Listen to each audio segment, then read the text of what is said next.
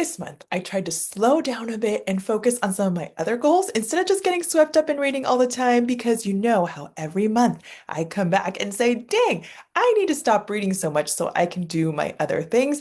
But let's be real. I still managed to read 9 books, and I have some romances, a memoir, and even a book about Ted Lasso. So let's dive right in.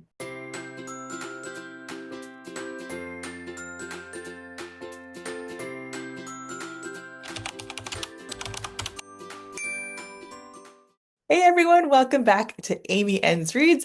I'm Amy, and I talk about books of all genres. What I liked, what I didn't particularly like, what I would have liked to see, everything. And just so you know, we're going to be starting author chats too soon, which I am super jazzed about if you couldn't tell.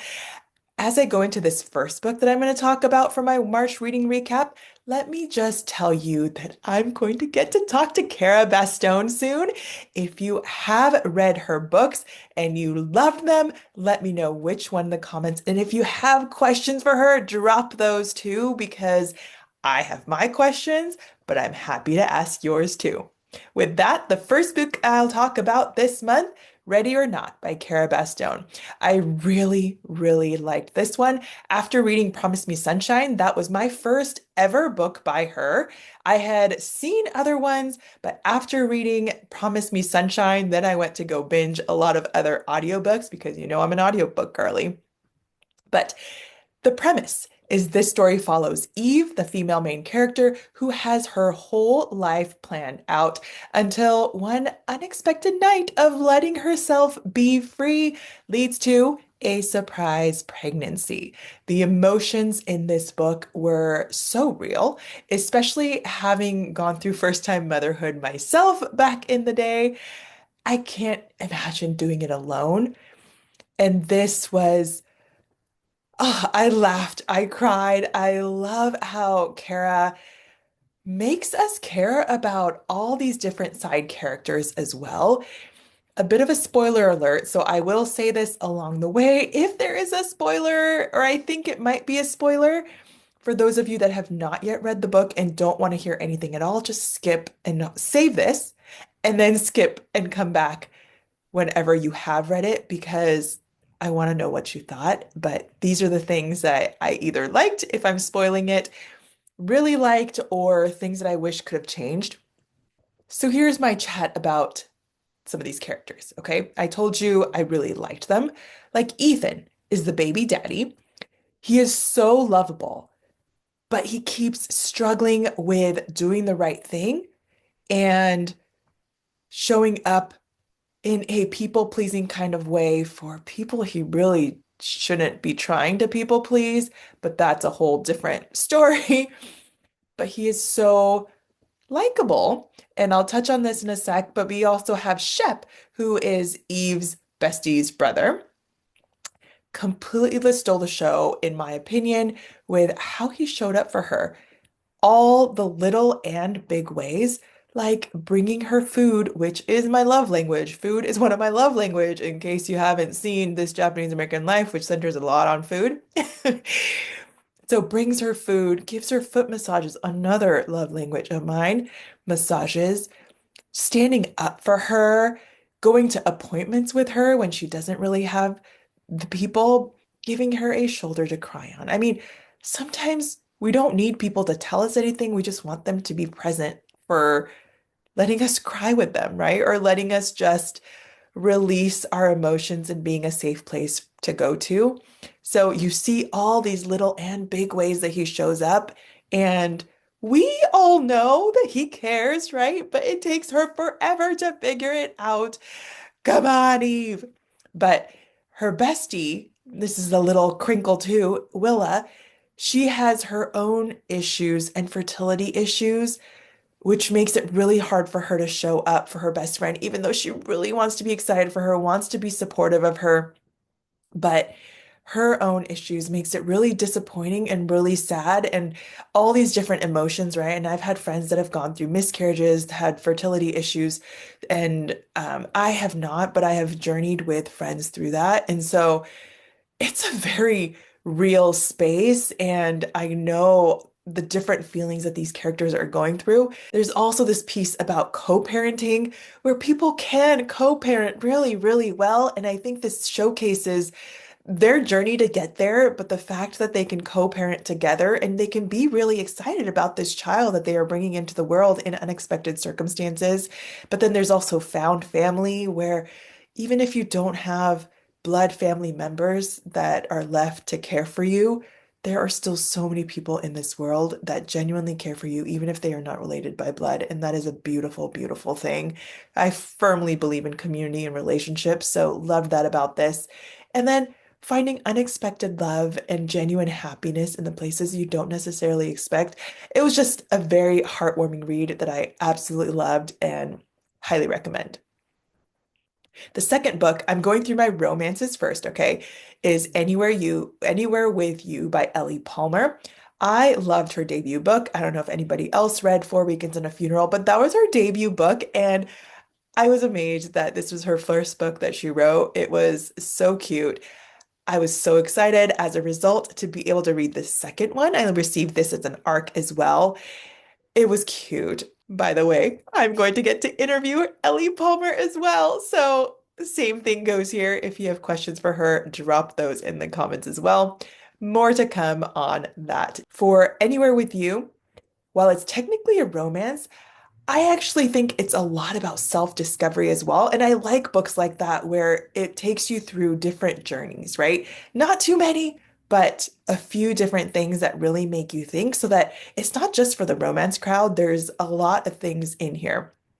It's about learning to take chances, to be vulnerable, to be known, even though it's scary. So we have two childhood besties here that are quite the opposites. We have Charlie, the workaholic lawyer, and her bestie, Ethan. We have multiple Ethans in this discussion today, but Ethan is living the van life as a musician. And they never crossed the path into romance, even though there were like some hints here and there that maybe there could have been something. But despite the distance, wherever life took them, they have always kept in touch and been there for each other until she was going to marry someone else. It was the bachelorette party. He was the best man, and things went awry. And they never talked to each other a year or for a year after that falling out. It isn't until her marriage falls apart a year later and her sister says she is eloping with her on and off boyfriend, who is the other piece of their childhood Fab Four, if you want to call it that. She just may discover that the man she thought would never stay put with her or that they would never fit because he was always on the nomadic life just may have been waiting for her to give him the opportunity to stay. I wish this is my one wish for this book. I wish there had been a dual POV because I loved Ethan and his steadfastness, and I wish we could have seen more of what was going on because I wanted to shake Charlie and tell her to wake up multiple times. I was like, come on, girl, right? But ultimately, the book has such a strong message about work-life balance and the power of being vulnerable, especially I especially felt it after being in Silicon Valley for so long and that culture of needing to do more and more and more and work and work and work. And you can get isolated very easily or feel like you shouldn't open up to other people. But I found true community, I found true friendship when you do, right? We all do. And you don't truly love or be loved until you let people in and let people see you. So this one definitely hit home. Really enjoyed it. Very, very cute.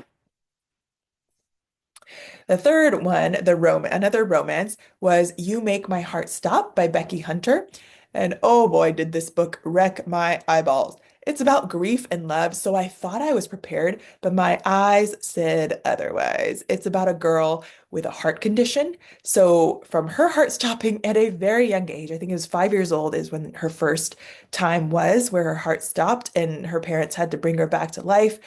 It still happened multiple times. So, as you can imagine, the parents are very cautious, and it brings division into the family with how the parents want to parent her. And as a parent, I can absolutely understand both sides of deeply desiring to shelter and protect from anything, And then the other side is to let them live life, right? You never know what's going to happen, so let them live life.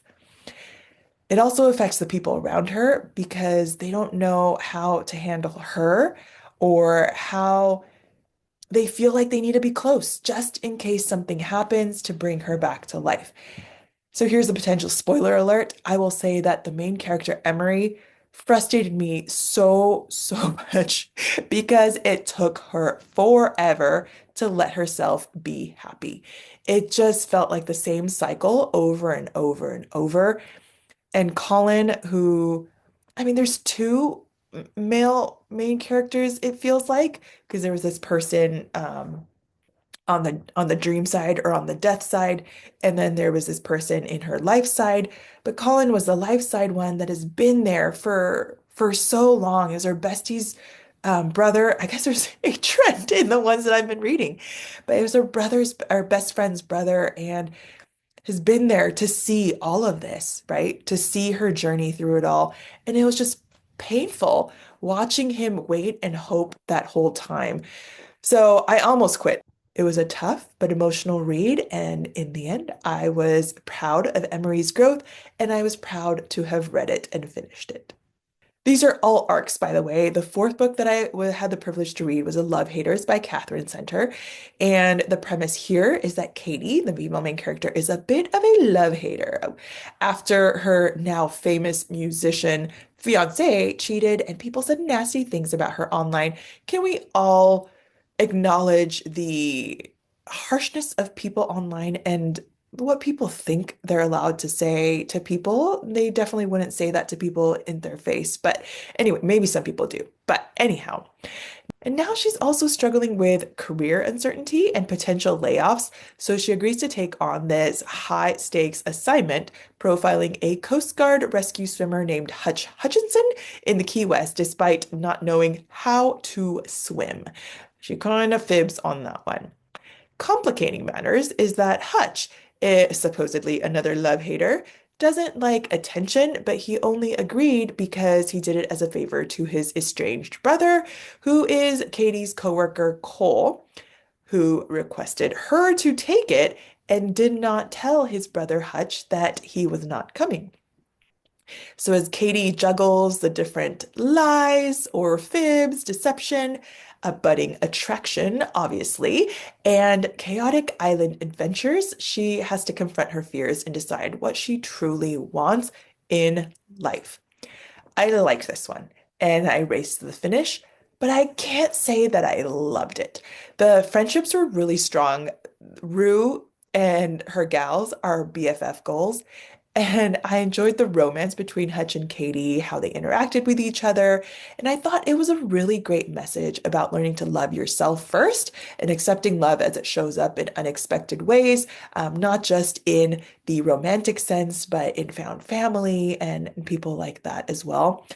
But spoiler alert, while I liked the BFF relationships with Rue and the gals, I did not really sense it or feel it with Beanie, who is supposed to be Katie's best friend. And I just didn't see that character development there. So I wish there was a little bit more.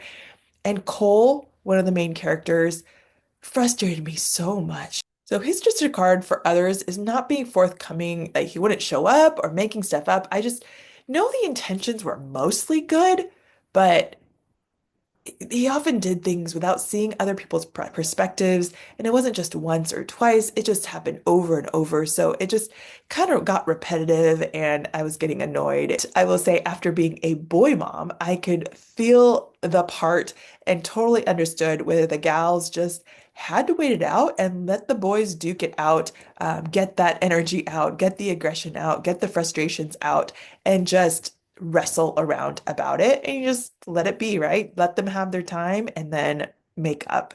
And I also didn't expect the Cole and Sully thing.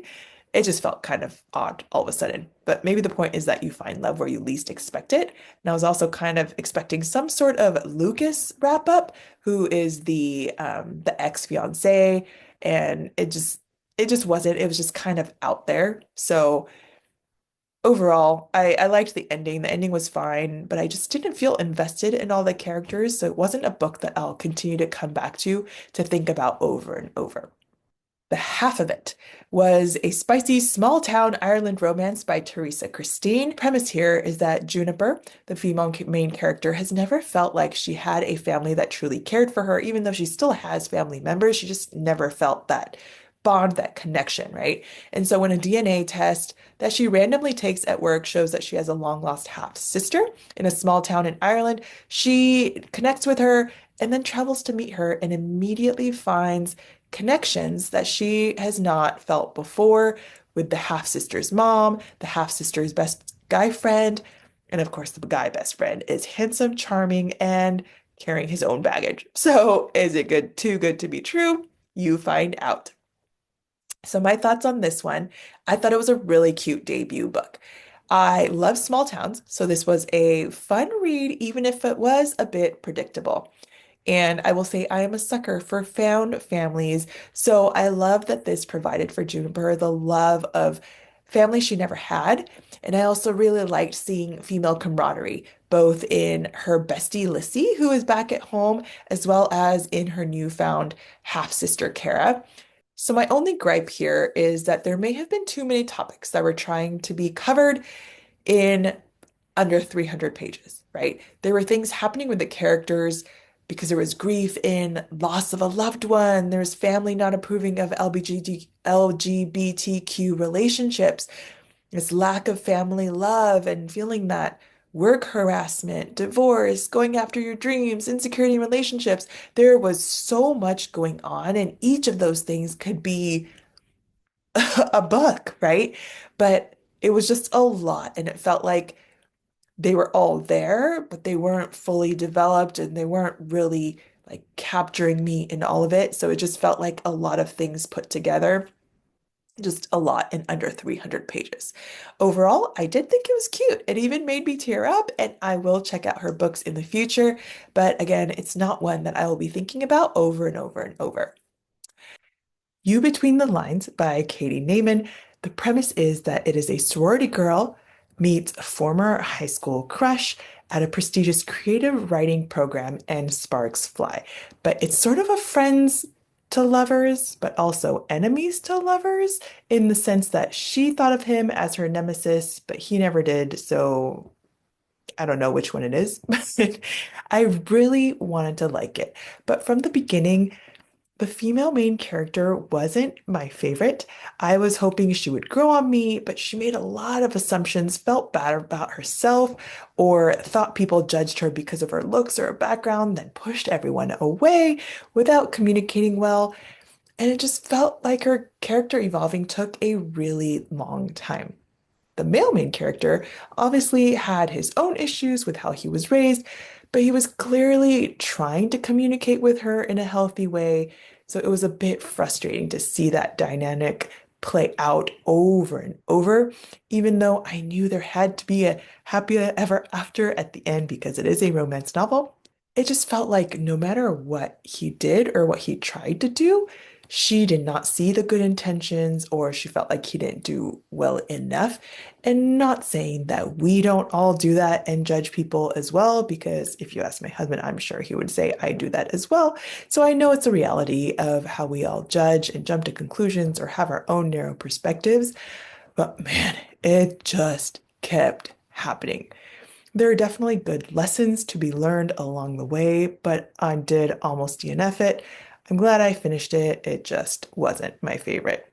The narration, because I did the audiobook, also wasn't my favorite, especially the male voice. I don't know what it was about it. It wasn't bad. It just wasn't my favorite. And as an audiobook gal, I am starting to get a little picky. Now we move into our fantasy.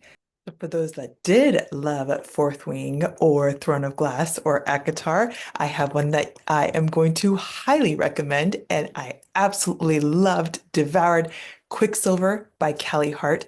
There is a reason that people are raving about it, and the audiobook is fantastic. This is a must read. You get so many Dorian, Auric, Riddick, Rhysand vibes, Kingfisher.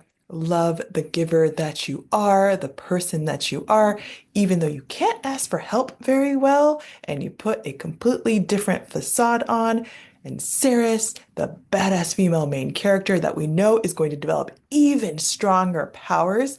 And I am so excited for November when Brimstone comes out. I am on the edge of my seat for that, and more coming. I have to make a video about it because I absolutely loved it and I'm in my romantasy era. So, for those that liked Fourth Wing, my friend recommended and said, why don't you go look at some of the original or like older dragon books to see if you like them. So she recommended me reading Dragonflight by Anne McCaffrey. This is the Dragon Riders of Pern, book one. There are a lot of short books.